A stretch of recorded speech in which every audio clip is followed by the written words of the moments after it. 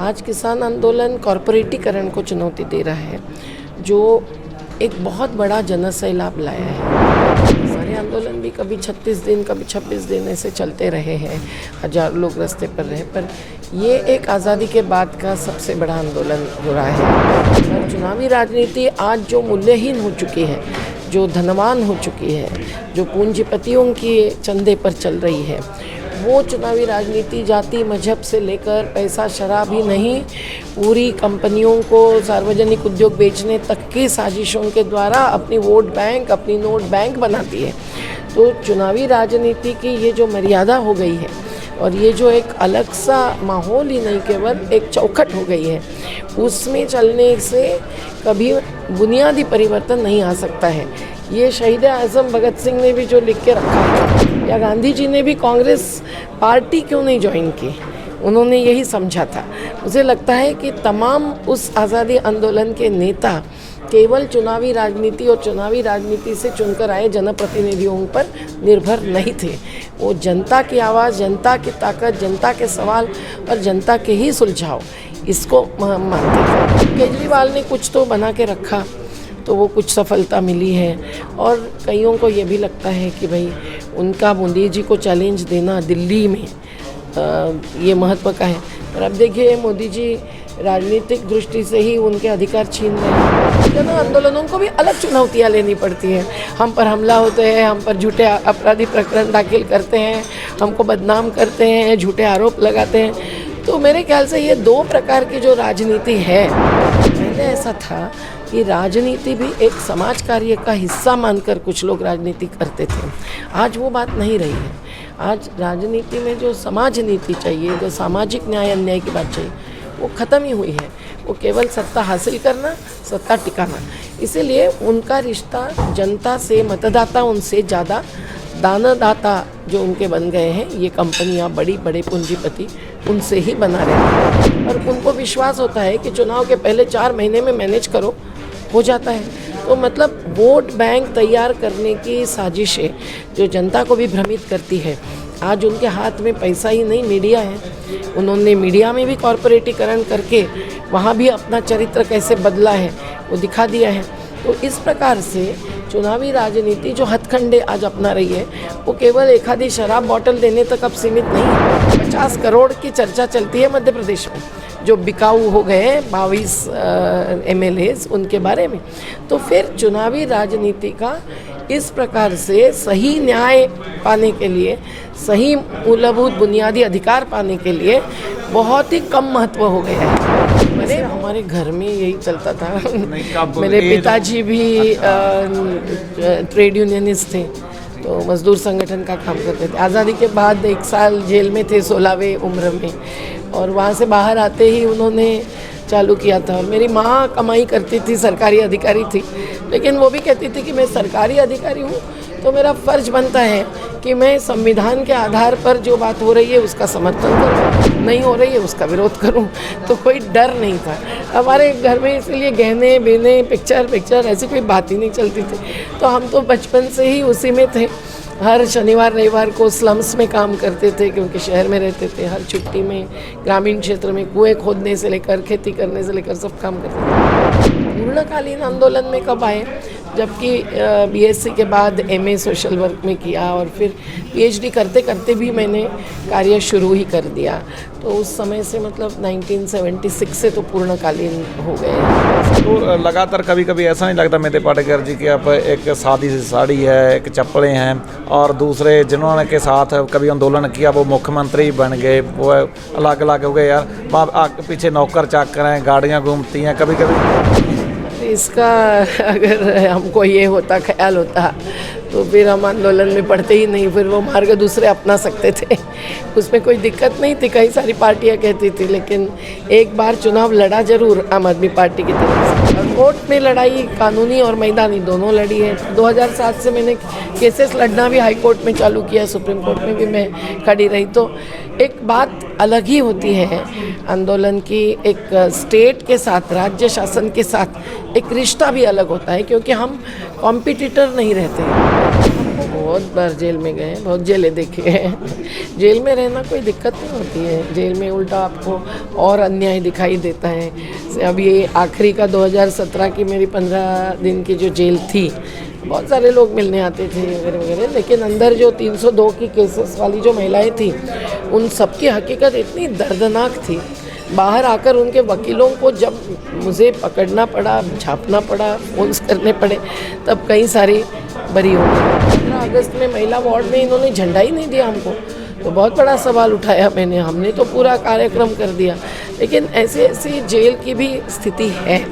पर हमला जब करते हैं तब वो सीधे जेल में नहीं जाते। जो अडानी के सीईओ थे, उन्होंने बहुत हमारा पीछा किया, बहुत हमारे खिलाफ झूठे विज्ञापन दिए। वो केसेस 2000 की आज भी चल रही है मेरी साकेत कोर्ट में, बदनामी की, क्योंकि उन्होंने इतने झूठे एडवर्टाइजमेंट दिए कि हमने विदेशी पैसा लिया नहीं, हमने विदेशी पुरस्कार का पैसा भी लिया नहीं, तो भी इन्होंने बड़ी बड़ी खबरें दी। और सुप्रीम कोर्ट में वो हार गए, उन्होंने उनका पिटीशन रिजेक्ट कर दिया। मुझे तो बिल्कुल लिया ही नहीं, पार्टी बनने ही नहीं दिया। लेकिन वो आज khadi and village industries commission के चेयरमैन बने, जबकि उन्होंने साबरमती आश्रम में मुझ पर हमला करवाया था। उसमें उन्होंने बीजेपी कांग्रेस के दोनों के गुजरात के कुछ स्थानिक नेताओं को एकत्रित किया था। उन्होंने सभी 40 विटनेसेस गवाहों के सामने मेरे मुंह पर लाते मारी थी, दीवार पर पटका था। तो ये सब वो केस 2002 के आज तक चालू है। और आज मोदी जी हार गए। सरदार सरोवर की पूरी हकीकत आज कौन उजागर कर रहे हैं? मोदी जी के ही पूर्व के मुख्यमंत्री, जो भाजपा के गुजरात के मुख्यमंत्री रहे हैं, कह रहे हैं कि सरदार सरोवर के नाम पर 6 करोड़ गुजरातियों को फंसा दिया है। मोदी जी क्या है ये हम जानते हैं, और मोदी जी और अडानी का रिश्ता जानते हैं। अब अडानी और वॉलमार्ट का रिश्ता भी हम जानते हैं, क्योंकि विश्व बैंक से हमने पूरा पंगा लिया। तो विश्व बैंक को नर्मदा घाटी से हटाने के लिए उनको यूएस कांग्रेस तक पहुंचना पड़ा। तो ये बात कुछ भी नहीं मुझे लगता है। उपवास करना या धरना या पानी में खड़े रहना, जल सत्याग्रह करना घंटों, शहादत जो दी है वो आज़ादी आंदोलन में और आज के किसानों के नई आज़ादी आंदोलन, वो शहादत बहुत ही ऊंची है। हम उसके सामने कुछ भी नहीं है। लेकिन हमारे गांव के आदिवासी हो या हमारे अन्य किसान, मजदूर, मछुआरे हो, इनकी एक एक की कहानी आप सुनेंगे कि इन्होंने क्या झेला है। इतने छोटा सा बच्चा लेकर रैली में शामिल होने वाली हमारी मुंबई की बस्तियों की महिलाएं, जब 75,000 घर तोड़े गए थे, हमने बस्तियों को फिर से वहीं बसाया। मैं खड़ी रह गई पुलिसों के साथ, मैंने कहा बांधो घर। कैसे नहीं बांधो? घर नहीं चाहिए, आसरा नहीं चाहिए रात का? सुबह आपके घर में काम करने के लिए नौकरानी चाहिए, आपके पेंटर चाहिए, आपको कारपेंटर चाहिए, आपको ड्राइवर चाहिए, आपको पुलिस हवालदार चाहिए। सभी तो स्लम्स में रहते हैं मुंबई में 60% लोग। नमस्कार दोस्तों, मैं गुरप्रीत कोटली और मेरे साथ हैं नर्मदा आंदोलन से लेकर किसान आंदोलन तक लगातार संघर्ष करने वाली महिला मेधा पाटेकर जी। मेधा पाटेकर जी, आपका स्वागत। मैम, आप किसान आंदोलन में, उससे पहले आपने बड़े आंदोलन किए। ये किसान आंदोलन और बाकी आंदोलन में डिफरेंस क्या लगता है आपको बेसिकली? मुझे लगता है कि ये जो कानूनों का विरोध है, वो एक प्रकार से असंवैधानिक रूप से और प्रक्रिया से जो सरकार चल रही है, उस सरकार की एक पूरी नीति को घेर रहा है ये आंदोलन, और इसलिए ये बुनियादी मुद्दों पर चल रहा है। हमारा आंदोलन नर्मदा के मुद्दे को लेकर जैसे विकास की अवधारणा तक पहुंच गया, सामाजिक पर्यावरणीय असर किसी भी विकास योजनाओं के जो होते हैं और जो भुगतते हैं, और लंबे दूरी तक वो आम जनता भुगतती है पर वो समझती नहीं है। तो पूरे विकास की अवधारणा, विकास नियोजन की प्रक्रिया, विदेशी विश्व बैंक जैसे साहूकारों का हस्तक्षेप, इस सब के साथ हमको चुनौती लेनी पड़ी। आज किसान आंदोलन कॉरपोरेटीकरण को चुनौती दे रहा है, जो एक बहुत बड़ा जनसैलाब लाया है। इसकी जनशक्ति अभूत है, और हमारे आंदोलन भी कभी 36 दिन, कभी 26 दिन ऐसे चलते रहे हैं, हजारों लोग रास्ते पर रहे। पर ये एक आज़ादी के बाद का सबसे बड़ा आंदोलन हो रहा है। नवनिर्माण मूवमेंट हुई थी जयप्रकाश नारायण की, या जन लोकपाल आंदोलन हुआ था, तब भी इस प्रकार से जनसैलाब उभरा था। पर ये खुद किसान मजदूर ही सामने आकर अगुवाई ले रहे हैं। दूसरा कि ये आंदोलन भी अहिंसा के ही मार्ग पर चल रहा है। और इसलिए क्योंकि वो सत्याग्रही है, और अगर सत्य के आधार पर चलना है और मंजिल तक पहुंचना है, आप अगर हिंसा में अगर पत्थर भी उछालेंगे तो आप हार जाते हैं। तो किसान मूर्ख नहीं है, किसान समझदार है, और इसलिए वो अहिंसा के मार्ग पर ही चल रहे हैं। आपने जेपी आंदोलन की बात की, अन्ना आंदोलन की बात की, हम एक आंदोलन पे थोड़ी सी ब्रीफली बात करेंगे। लेकिन ये बताइए कि जब जेपी आंदोलन है उसमें से बहुत सारे राजनेता पैदा हुए, चाहे लालू यादव हो, चाहे नीतीश कुमार हो, चाहे और भी हो, क्या लग रहा है कि ये किसान आंदोलन में भी ऐसे पॉलिटिकल नेता पैदा होंगे? वो कह नहीं सकते हैं, लेकिन मुझे आज तो देश भर के आंदोलनकारियों को समझ में आ रही है बात।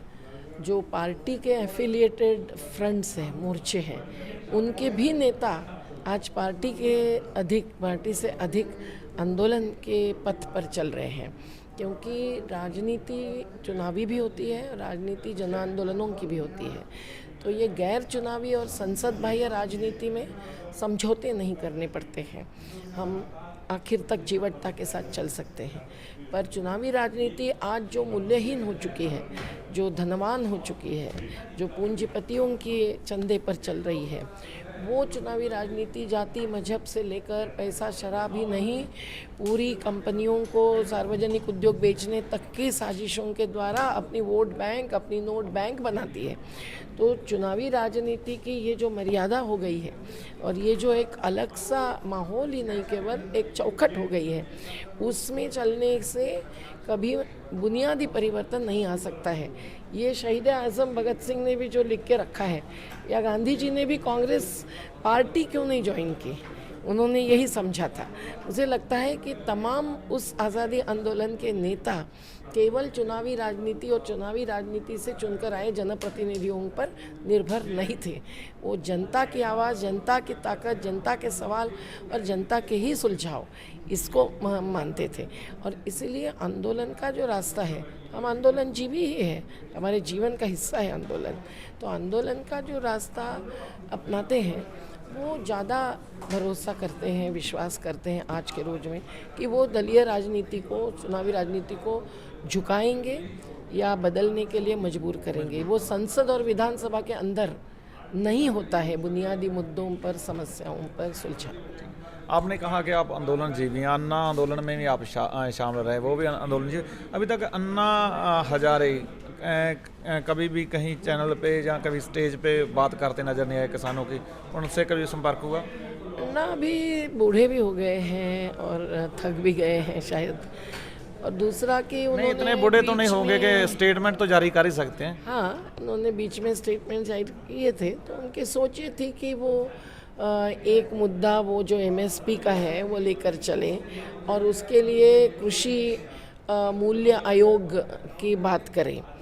उसके बाद फडणवीस जी उनके पास पहुँचे। अभी उन्होंने बुलाया नहीं था फडणवीस जी को, लेकिन वो खुद होके गए। बीजेपी की ये चाल होती है, वो कहाँ पहुँचते हैं आप कह नहीं सकते हैं। और पहुँचने से फिर अन्ना जी पर बहुत सवाल उठे, तो अन्ना जी चुप हो गए। पर मुझे भी लगा कि अन्ना जी ने भी अगर 3 कानूनों का विरोध न करते हुए केवल MSP का मुद्दा लेते, तो आज चल रहे आंदोलन को एक प्रकार से धोखा दिया, ऐसी बात उठती। तो वो उन्होंने नहीं किया, वो अच्छा ही हुआ। आशा है कि अन्ना जी कभी पूर्ण रूप से किसान आंदोलन पर अपनी भूमिका रखेंगे। वैसे तो वो किसान विरोधी तो हो ही नहीं सकते हैं, वो किसानों के पक्ष में है, वो जल नियोजन, खेती, इस मुद्दे पर ही अपने सेना से रिटायर होने के बाद लगे हुए हैं। तो उनके लेकिन स्थानीय जो पंचायत के लोग हैं, वो भी अन्ना जी को थोड़ा समर्थन नहीं देते हैं। ये भी एक दुखद बात है। कई कारणों से वो आज नहीं बोल पड़े हैं, पर बोलेंगे, ऐसी अपेक्षा करें अपन। तो लगातार आप आंदोलन करते रहे हो, यदि जेपी आंदोलन में से भी राजनीति उपजी, अन्ना आंदोलन से भी राजनीति उपजी, और वो काफ़ी राजनीतिवान वहाँ से सक्सेस भी हुए, उन्होंने सरकार बनाने में कामयाब रहे अलग अलग सूबों में। आप किसको ज़्यादा प्रभावी मानते हैं? आपने वैसे बोल ही दिया कि जो आंदोलन जीवी है वो ज़्यादा प्रभावित थे। और उसके बाद मुझे आपका कब से आप आंदोलन कर रहे हो, क्योंकि लोग पंजाब से हैं ज़्यादातर, मेरी ऑडियंस जहाँ दूसरा देश है, देश के लोग जानना चाहते हैं कि मेधा पाटेकर जी कब से ये संघर्षों में कूद पड़ी थी। देखिए, मैं ये नहीं मानती कि पूरे अन्ना आंदोलन से राजनीति ही उभरी है। कई सारे उस आंदोलन के लोग, कई सारे जयप्रकाश नारायण के आंदोलन के लोग आज भी आंदोलन में हैं। अभी युद्धवीर सिंह जी ने कहा कि वो भी छात्र युवा संघर्ष वाहिनी में थे। हमारा जो जन आंदोलनों का राष्ट्रीय समन्वय है उसमें बहुत सारे प्रमुख कार्यकर्ता हमारे छात्र युवा संघर्ष वाहिनी से आए हुए हैं। तो केवल लालू प्रसाद नहीं थे, कई सारे वाहिनी के कार्यकर्ता आज भी बिहार में जिले जिले में कार्यरत हैं और वो बिल्कुल आंदोलन की ही राजनीति कहो या नहीं भी कहो, पर आंदोलन की नीति पर चल रहे हैं। तो ऐसा नहीं कि हर आंदोलन से केवल राजनीति कुछ लोग उससे उभरते हैं जो ये भी मानते हैं, कुछ जेन्युइनली मानते हैं, मन से मानते हैं कि भाई उसमें जाने से हम कुछ बदलाव ला पाएंगे, पर कई वहाँ जाने के बाद निराश हो जाते हैं कि वहाँ भाई कुछ बुनियादी बातें नहीं हो सकती है। अब केजरीवाल ने कुछ तो बना के रखा तो वो कुछ सफलता मिली है और कईयों को ये भी लगता है कि भाई उनका मोदी जी को चैलेंज देना दिल्ली में ये महत्व का है। पर अब देखिए मोदी जी राजनीतिक दृष्टि से ही उनके अधिकार छीन रहे हैं, तो चुनावी राजनीति में जो प्लस माइनस चलता है वो कई प्रकार के समझौते करने के लिए मजबूर करता है, कई प्रकार की चुनौती लेने के लिए मजबूर करता है। जन आंदोलनों को भी अलग चुनौतियाँ लेनी पड़ती हैं।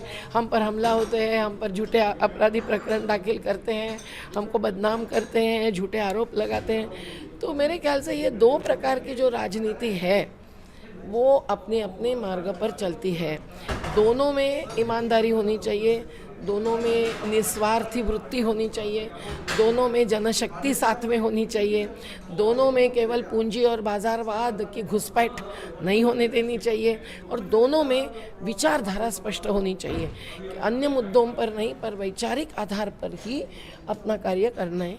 अगर संभव है तो दोनों से कुछ न कुछ बदलाव आता है, पर दोनों में आजकल एक इक्वेशन ही नहीं रहा।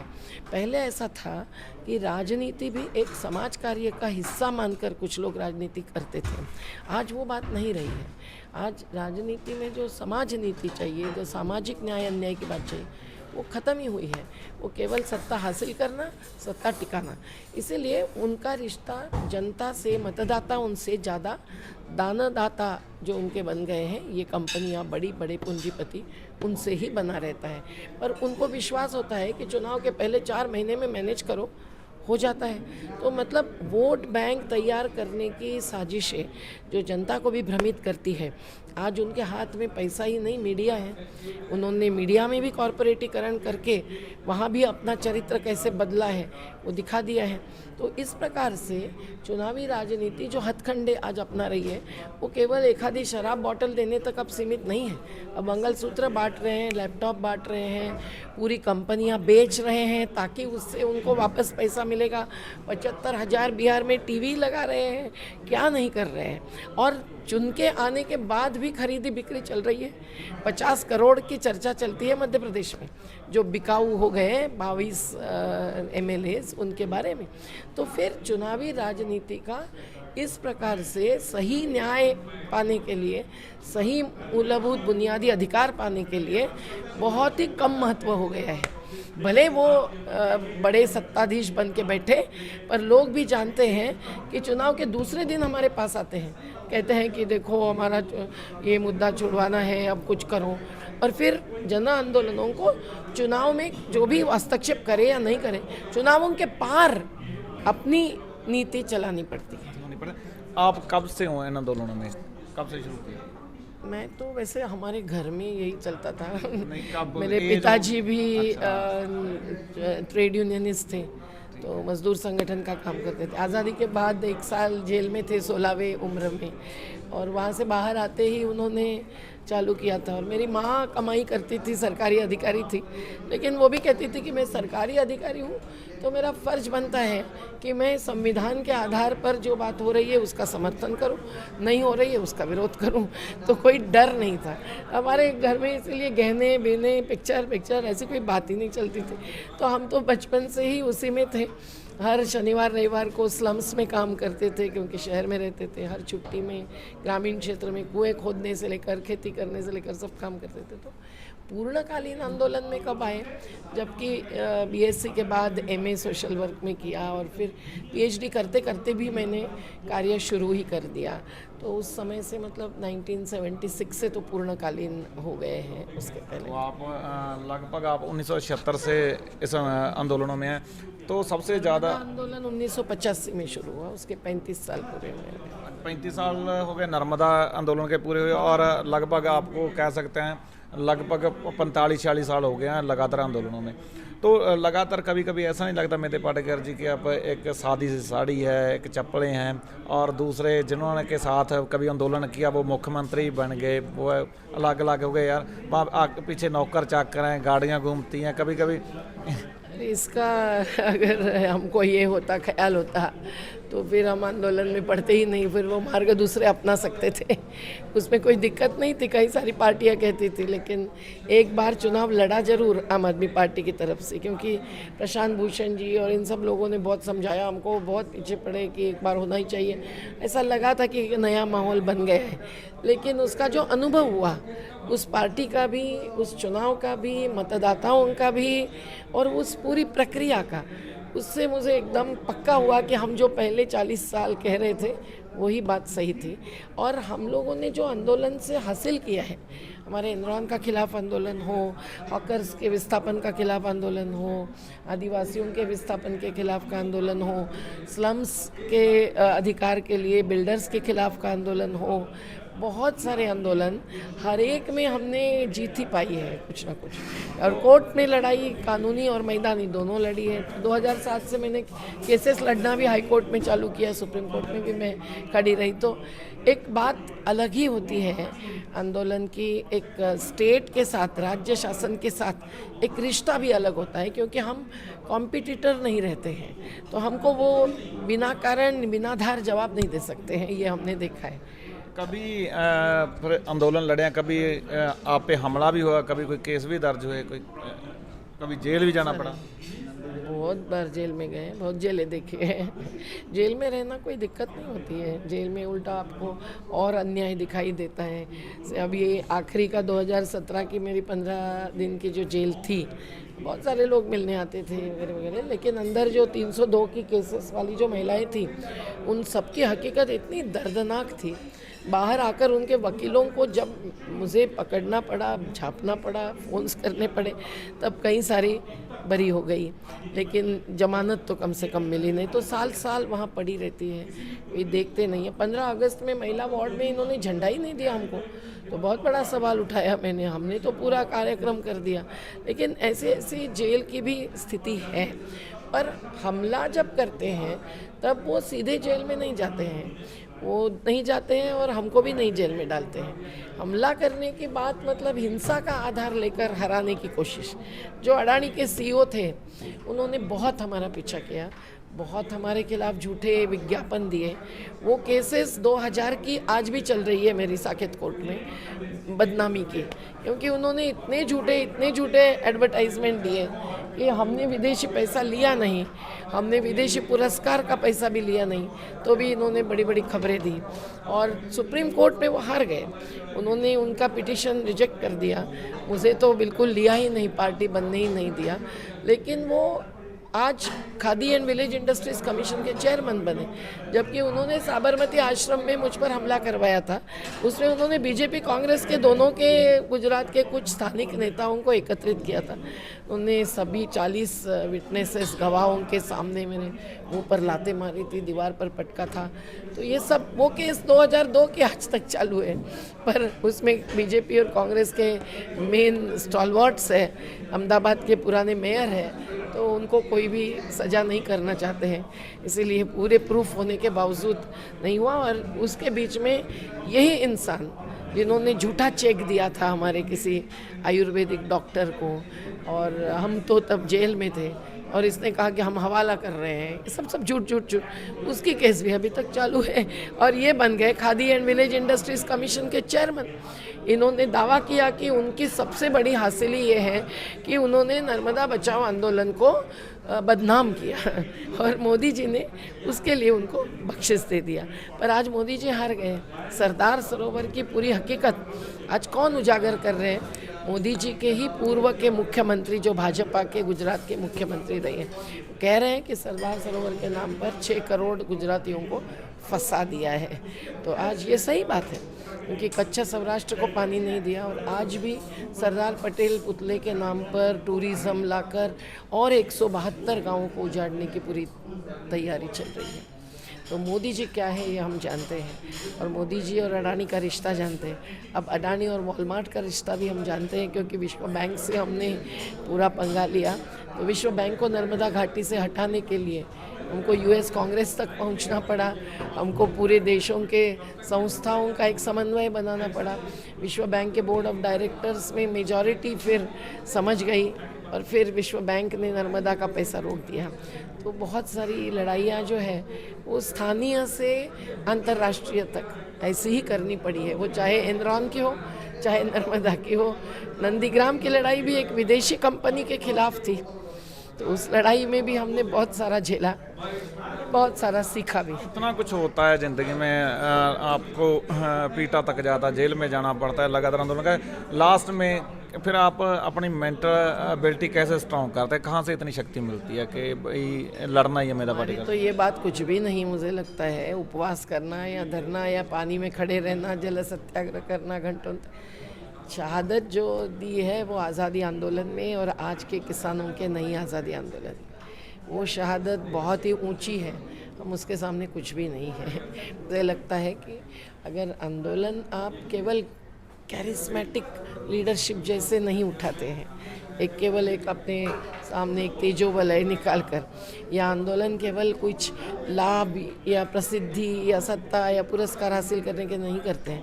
आपकी बुनियादी विचारधारा अगर अन्याय के खिलाफ है या विकास विनाश के खिलाफ होना चाहिए ये है, तो आप कभी थकते नहीं, धकते भी नहीं, चलते रहते हैं जहाँ तक चले।